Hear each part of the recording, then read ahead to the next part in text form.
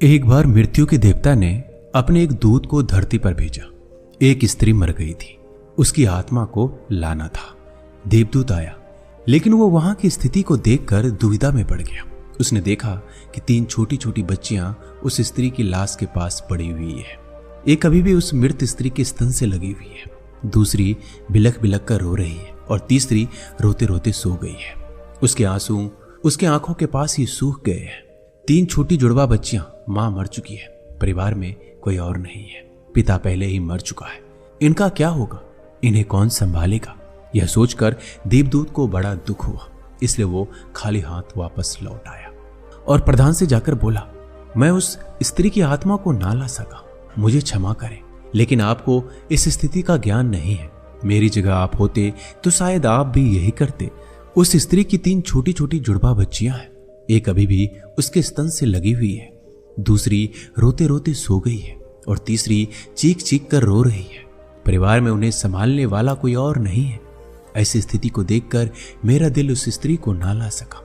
क्या ऐसा नहीं हो सकता कि उस स्त्री को कुछ और समय दे दिया जाए ताकि बच्चियां थोड़ी और बड़ी हो जाए? यह सुनकर मृत्यु का देवता जोर से हंसा और बोला, तू तो ज्यादा समझदार हो गया है। उस परमात्मा से भी, जिसकी मर्जी से जीवन मिलता है और जिसकी मर्जी से मृत्यु, तूने पाप तो बहुत बड़ा किया है और इसकी सजा तुझे मिलेगी। और सजा यह है कि तुझे पृथ्वी पर फेंक दिया जाएगा और तू तब तक वापस नहीं आ सकता जब तक तू अपनी इस मूर्खता पर 3 बार हंस नहीं लेगा। देवदूत राजी हो गया। इस सजा को भोगने के लिए उसे भरोसा था कि मैं तो सही हूं, फिर हंसने का मौका ही नहीं आएगा। देवदूत को जमीन पर फेंक दिया गया। ठंड का मौसम था। वो एक सड़क के किनारे नग्न अवस्था में पड़ा हुआ था। उसी समय एक चमार उस स्थान से गुजरा। वह कुछ पैसों की व्यवस्था करके ठंड के मौसम में अपने बच्चों के लिए गर्म कपड़े और कंबल लेने बाजार जा रहा था। रास्ते में उसने एक नग्न व्यक्ति को ठंड में ठिठुरते देखा तो उस व्यक्ति पर दया आ गई। उसने अपने बच्चों के लिए गर्म कपड़े और कंबल लेने के बजाय उस नग्न देवदूत के लिए कपड़े और कंबल खरीद लिए। उस नंगे व्यक्ति ने कहा, मेरा कोई घर परिवार नहीं है, ना ही रहने की व्यवस्था है। इस भयानक ठंड में मैं क्या करूंगा? चमार ने कहा, तू चिंता मत कर, तू मेरे साथ मेरे घर में रहना, लेकिन ध्यान रखना, मैं अपने बच्चों और पत्नी के कपड़ों के लिए जो पैसा लाया था उससे मैंने तेरे लिए कंबल और कपड़े खरीद लिए हैं और अब तुझे घर भी ले जा रहा हूं। शायद इसलिए मेरी पत्नी गुस्सा होगी और शायद भला बुरा भी कहेगी, लेकिन तू परेशान मत होना, कुछ दिनों में सब कुछ ठीक हो जाएगा। उस देवदूत को लेकर चमार घर पहुंचा और ना तो चमार को पता था कि जिसे वो ले जा रहा है वो एक देवदूत है, ना ही उसकी पत्नी को पता था कि जो आया है वह देवदूत है, जिसके आते ही घर में खुशियां की बाढ़ आ जाएगी। जैसे ही चमार देवदूत को लेकर घर पहुंचा और पत्नी को सारी घटना बताई तो पत्नी गुस्से से आग बबूला हो गई। वह चमार पर बरस पड़ी, बहुत भला बुरा कहा, वो बहुत चीखी चिल्लाई। उस दिन देवदूत पहली बार हंसा। चमार ने पूछा, क्या बात है, हंसते क्यों? देवदूत ने कहा, जब मैं 3 बार हंस लूंगा तो हंसने का कारण भी बता दूंगा। देवदूत पहली बार हंसा क्योंकि उसे लगा कि चमार की पत्नी ये नहीं देख पा रही है कि घर में देवदूत आया है, जिसके आते ही घर में हजारों खुशियों के द्वार खुल जाएंगे। लेकिन उनकी गलती भी नहीं थी। व्यक्ति देख ही कितनी दूर सकता है, बस वो इतना ही देख पा रही थी कि बच्चों के कपड़े और कंबल चले गए। जो खो गया उसे वो देख पा रही थी, लेकिन जो मिला है वो उसे नहीं देख पा रही थी। यह सोचकर देवदूत हंसा। क्योंकि वह देवदूत था इसलिए सिर्फ 10 ही दिनों में उसने चमार का सारा काम सीख लिया। वह जूते बनाने लगा और सिर्फ कुछ ही महीनों में उसके जूते इतने बिके कि चमार अमीर हो गया।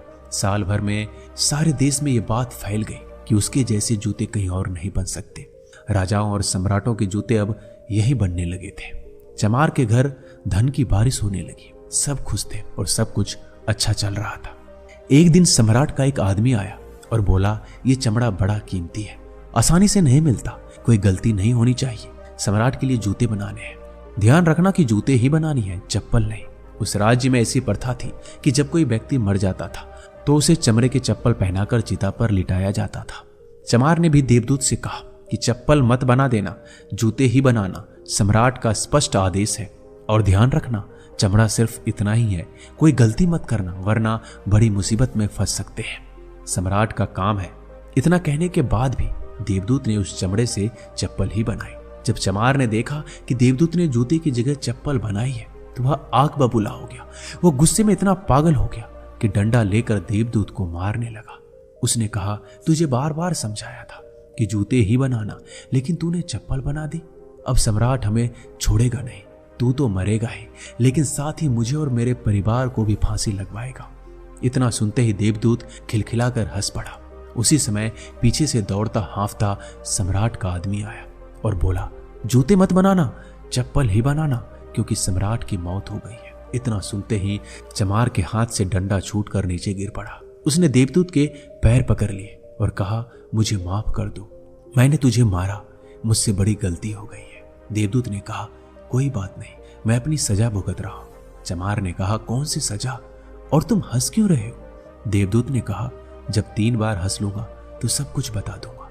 भविष्य अज्ञात है सबके लिए, सिवाय उस परमात्मा के। किसी को नहीं पता होता कि आगे क्या होगा, और इंसान तो वैसे भी अपने अतीत के अनुभवों के कारण निर्णय लेता है। सम्राट जिंदा था तो जूते चाहिए, मर गया तो चप्पल। देवदूत दोबारा हंसा, यही सोचकर कि भविष्य हमें ज्ञात नहीं और हम आकांक्षाएं करते रहते हैं, अनुमान लगाते हैं कि जो पूरी तरह व्यर्थ है। हम इच्छा करते हैं कि यह घटेगा, लेकिन वो कभी नहीं घटता, क्योंकि कुछ और ही घटना तय है।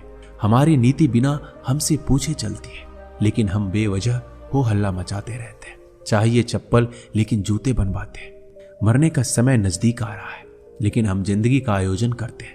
तो देवदूत को लगा कि मुझे क्या पता उन लड़कियों का भविष्य क्या होगा, मैं बेवजह ही बीच में पड़ा। यही सब सोचकर अपनी मूर्खता पर आज देवदूत खिलखिलाकर हंसा था। इसी प्रकार कुछ वर्षों के बाद एक तीसरी घटना घटी। देवदूत चमार की दुकान पर बैठा जूता बना रहा था। तभी वहां 3 जवान लड़कियां एक बूढ़ी औरत के साथ आई। उन तीनों की शादी होने वाली थी। वो अपने लिए जूते का नाप देने आई थी। देवदूत उन्हें देखते ही पहचान गया कि वो तीनों वही लड़कियां हैं जिन्हें वो उनकी मृत मां के पास छोड़कर आया था, जिनके कारण वह आज सजा भुगत रहा है। वो तीनों देखने में स्वस्थ थी, सुंदर थी। उन्हें देखकर लग रहा था जैसे वो किसी बड़े घराने में पली बड़ी हो। वह उनसे पूछा, तुम्हारे साथ ये बूढ़ी औरत कौन है? बूढ़ी औरत ने जवाब दिया, ये मेरे पड़ोसन की लड़की है। बचपन में इनकी मां की मृत्यु हो गई थी। बेचारी बहुत गरीब थी, उनके पास खाने को कुछ नहीं था। उसके स्तनों में पिलाने के लिए दूध भी नहीं था। वो इन्हें दूध पिलाते पिलाते ही मर गई। मेरी कोई संतान नहीं थी, इसलिए मैंने इन्हें अपने बच्चों के रूप में अपना लिया, और अब इनका सम्राट के खानदान में विवाह होने जा रहा है। देवदूत ने सोचा, अगर इनकी मां जिंदा होती तो ये तीनों बच्चियां भयानक गरीबी, भुखमरी और दरिद्रता में बड़ी होती। क्योंकि मां मर गई, इसलिए इनका लालन पालन इतने धनी परिवार में हुआ, और अब इस बूढ़ी औरत की सारी धन दौलत की यही तीनों मालकिन है। उस दिन देवदूत अपनी मूर्खता पर तीसरी बार हंसा। उसने उन तीनों लड़कियों के लिए अब तक के सबसे शानदार जूते बनाए और चमार से आकर सारी बात कह सुनाई कि ये तीनों कारण थे मेरे हंसने के। मेरी गलती थी जिसकी मुझे सजा मिली। अब मैं समझ गया हूं कि नियति सबसे बड़ी है, और हम सिर्फ उतना ही देख पाते हैं जितना हम देख सकते हैं, और जो हम नहीं देख सकते वो बहुत बड़ा और विशाल है। जो हम देख सकते हैं उससे हम उस बात का सटीक अंदाजा नहीं लगा सकते जो घटित होने वाला है। मैं अपनी मूर्खता पर 3 बार हंस चुका हूं।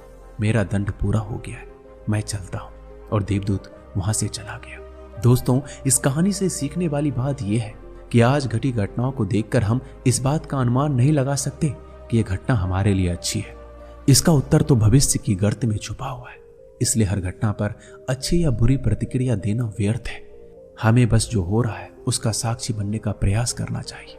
गौतम बुद्ध भी अपने उपदेशों में यही कहते हैं कि ना तो अतीत के लिए पश्चाताप करो, ना ही भविष्य के लिए चिंता। बस आज में जियो, इस पल में जियो, और इसी के साथ एक हो जाओ। बस यही एकमात्र तरीका है खुद को उन सभी चिंताओं से मुक्त रखने का जिनका परिणाम तुम्हारे बस में है ही नहीं। ये वीडियो यही समाप्त होती है। मिलते हैं अगले